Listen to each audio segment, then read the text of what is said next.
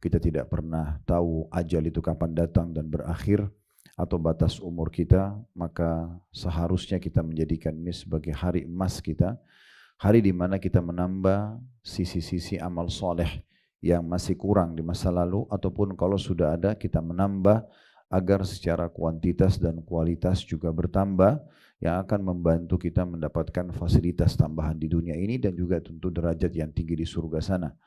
Kalaupun kita melakukan kelalaian-kelalaian, maka hari ini masih ada kesempatan untuk bertaubat nasuha kepada Allah, sehingga kita lepas dari hisabnya.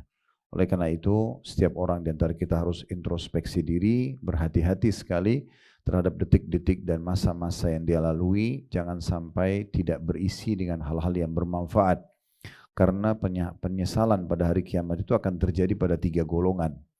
Yang pertama, penyesalan abadi yang terjadi pada orang-orang kafir, munafik, dan orang-orang musyrik. Mereka ini penyesalan abadinya karena memang akan kekal di api neraka.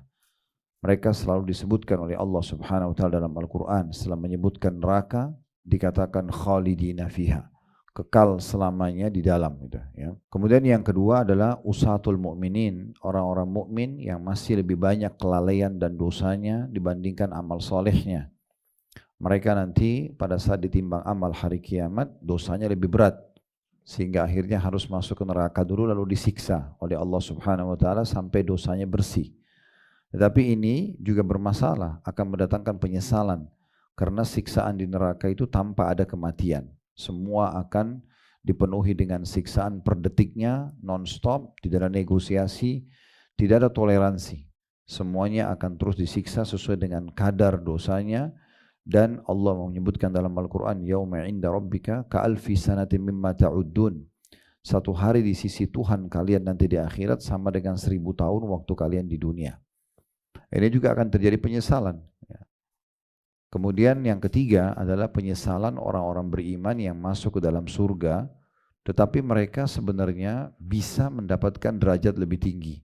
Hanya saja mereka lalai selama di dunia, tidak mau bersemangat untuk meningkatkan kualitas dan kuantitas ibadahnya, tidak memaksimalkan hari-hari dan detik-detik yang masih Allah berikan untuk mengisi amal saleh dan bertobat dari dosa-dosa, sehingga pada saat masuk ke surga misalnya mereka sampai pada level atau tingkat ke 100, harusnya mereka bisa mencapai tingkat 150 atau 200, tapi karena kelalaian selama ini, tidak berpikir untuk mengerjakan sholat sunnah, atau puasa sunnah, atau zikir, atau apapun kira-kira yang bisa menambah kantong-kantong amal soleh, akhirnya mereka menyesal. Tapi penyesalan itu tidak akan berguna lagi karena sudah tidak bisa kembali mengerjakan amal soleh.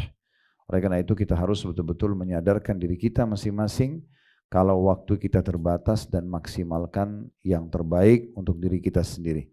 Tidak ada yang bisa Barang menyelamatkan diri siapa yang kita, menunjuki teman-teman kepada sekalian, kecuali diri kebaikan, kita maka dia sendiri. akan mendapatkan pahala seperti pahala orang yang mengerjakannya. Hadits riwayat Muslim nomor 1893.